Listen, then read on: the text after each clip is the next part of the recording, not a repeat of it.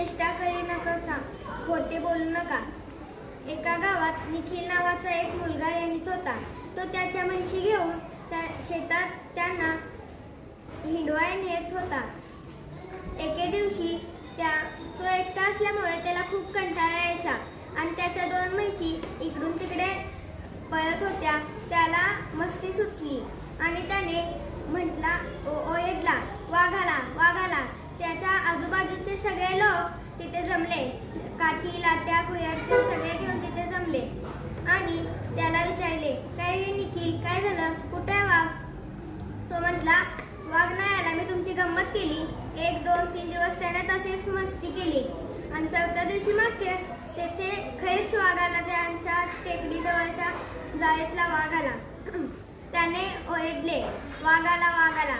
त्यांच्या गावातल्या लोकांना वाटले, हा निखिल रोज आपली चेष्टा करतो, आज पण त्याला चेष्टा करायची असेल म्हणून तेथे कोणच गेले नाही. मग त्याच्या 2 म्हशींना वाघाने चावले आणि त्याच्या पायालाही चावले.